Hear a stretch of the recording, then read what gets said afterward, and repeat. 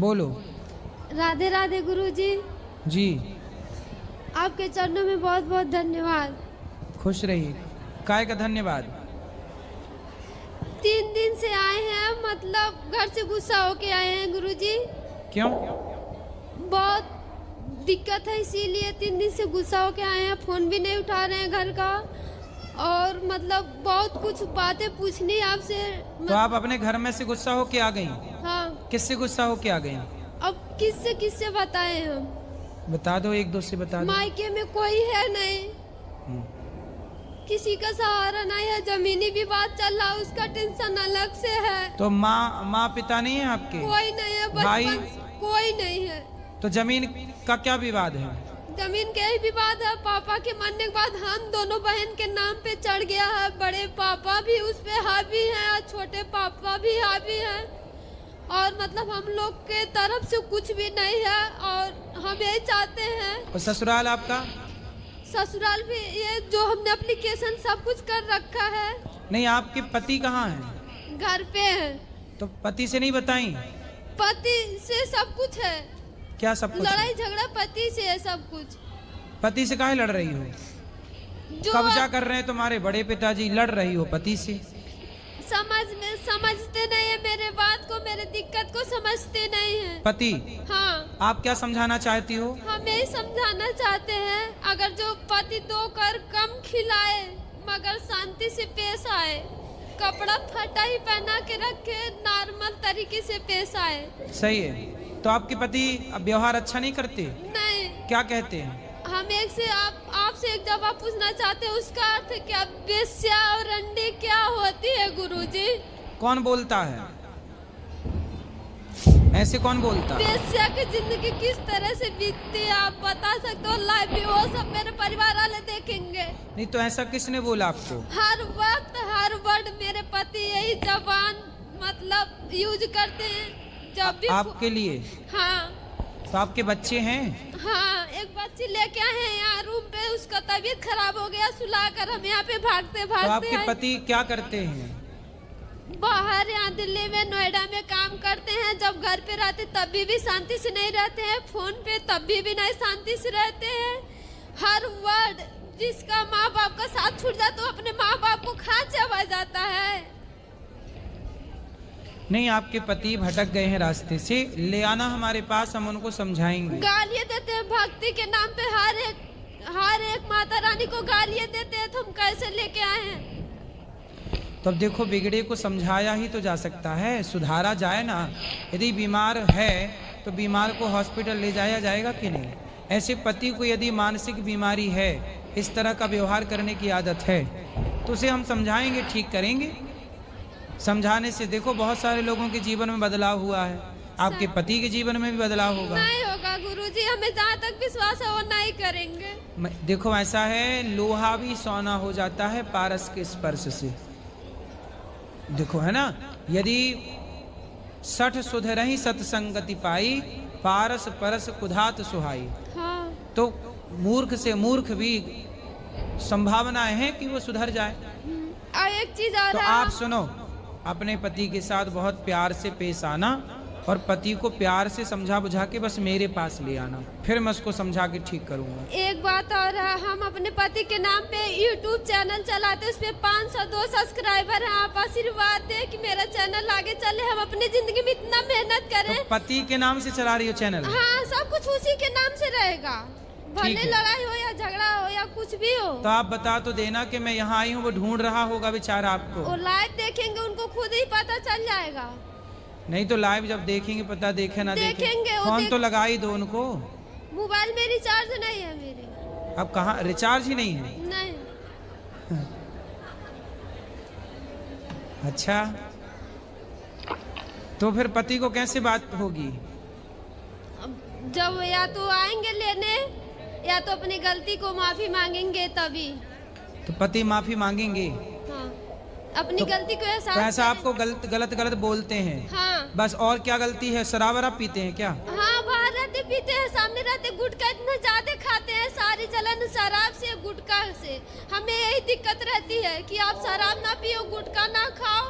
अब मेरे पिता का डेथ इसी से हो गया था, और मतलब कल न किसी को जिंदगी में क्या हो जाए, बच्चे कहाँ जाएंगे, किसके पास जाएंगे। सही है। आप भी कुछ काम करती हो? नहीं, हम घर पे जानवर रख के पूरा घर का जिम्मेदारी मतलब सब देखते हैं। ठीक है। राधे गुरु जी। जी। मैं बिहार रामनगर से आया हूँ। मेरा प्रश्न है कि मेरे पिता से जो है, हमारे जन्मदाता पिता जो हैं, वो विगत 25 वर्ष से भगवान भोलेनाथ के सेवा में वो चले गए हैं, घर छोड़कर। कहाँ चले गए? भगवान के भक्ति में चले गए। वो सन्यासी धर्म सन्यास ले लिया जी आपके पिताजी ने? जी। सही है। आज 25 साल से उनका कोई मतलब हमारे पास उनका कोई खबर नहीं है, ना वो आते हैं, ना उनसे कभी हमसे भेंट होता है। अब हम क्या करें? हम पुत्र होने के नाते मैं क्या करूं? तो आप पुत्र होने के नाते अपने पिता का जो कर्म है वो करिए। पिता को अब जो 25 साल हो गए ना जी। तो अब आज पिता होते तो कितनी उम्र होती पिताजी की? लगभग 60 से ऊपर ही होता। आप कितने साल के हो? 22 साल 42 साल के। 42 के आप हो। आप सबसे बड़े हो छोटे हो? हम भाई में छोटे, हम 3 भाई हैं। तो बड़ा भाई कितने साल के हैं? वो हमसे 6 साल का बड़ा है। अच्छा, और आप 42 के हो? जी। तो 48 के बड़े भैया होंगे आपके? जी लम। ठीक है। तो 48, 49, 50 तो 70 प्लस होंगे फिर आपके पिताजी लगभग? लगभग वो सही हो हैं?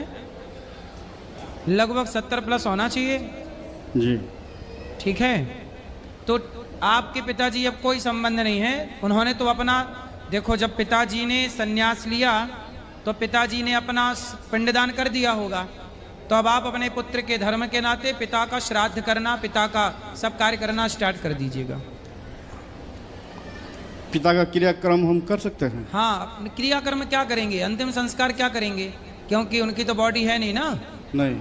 संन्यास लेने के बाद परिवार के लिए तो वो अलग हो गया। उसके बाद जिस दिन संन्यास लिया था उन्होंने, उसके बाद आप पुत्र धर्म निभाते रहते, अपना जो काम करना है अपने दादाजी के लिए तर्पण, श्राद्ध, पिंडदान सब करिए। तो वो कब करना होगा, कैसे करें हम? अब उनकी वो तिथि पता है जिस तिथि को उन्होंने वो लिया संन्यास? नहीं, हमें इसके बारे में कोई पता नहीं। अच्छा, कोई बात नहीं। फिर आप कोई भी एक तिथि मान करके, जैसे आपके दादाजी हैं? नहीं, वो नहीं। दादाजी की तिथि पता है? नहीं। उनकी मृत्यु की तिथि? नहीं। इसलिए कोई तिथि पता ना हो तो श्राद्ध पक्ष की अमावस्या को मान लिया जाता है। जी। श्राद्ध पक्ष की क्या मानी जाती है? अमावस्या। जो नहीं जान पा रहे हैं कि हमारे दादा परदादा की तिथि कब है मृत्यु की, तो वो श्राद्ध पक्ष की अमावस्या को तिथि मान करके उस तिथि में श्राद्ध पिंडदान करते हैं। और पूरी 15 दिन भी आप करें थोड़ा थोड़ा तो 15, क्योंकि तिथि प्रतिपदा से लेके अमावस्या तक होती है, तो इन 15 में कोई ना कोई एक तिथि होगी ही। ठीक है। तो आप ये तिथियों में कर सकते हैं। आगामी जो आएगा पितृपक्ष, उसमें आप पिंडदान, श्राद्ध, तर्पण जो करना चाहें तब से करें। गुरुजी, मतलब गांव के जो हमारे लोग हैं वो लोग कहते हैं हमारे धर्म के अनुसार कि पुतला बना करके उनका दाह संस्कार किया जाता है। उसके बाद पुतला उतला की जरूरत नहीं है जी। क्या दाह संस्कार? पुतला बना के पुतले से क्या होगा? पुतला तो रावण के जलते हैं। आप काहे अपने पिताजी का पुतला बनाओगे? जी। पुतला जलाओगे, बाद में लोग वही कहें अरे बाप का पुतला जला दिया। जी। ये दुनिया दोनों तरफ चलती है। पहले कहेगी पुतला जलाओ धर्म है, और बाद में तुम्हारा मजाक उड़ाएंगे, अरे कैसा बेटा है बाप का पुतला जला दिया। मजाक उड़ाएंगे, तुम्हारा हंसी उड़ाएंगे। इसलिए चक्कर में ना पड़ो। जी। सन्यासी साधु बन गए, उससे तुम्हारा कल्याण ही हुआ है, उससे भला ही होगा बच्चों का। माँ बाप के पुण्य से पुत्रों का भला होता है। आपको हम तिथि बता रहे हैं अमावस्या। जी। तो अमावस्या आने पर उसी जो अगले साल पितृपक्ष की अमावस्या आएगी, पूरा 15 दिन का तर्पण करिएगा, अमावस्या को पिंडदान करिएगा, और उस समय कोई भी पुण्य का कार्य उनके नाम से फिर वो तिथि में करते रहिएगा।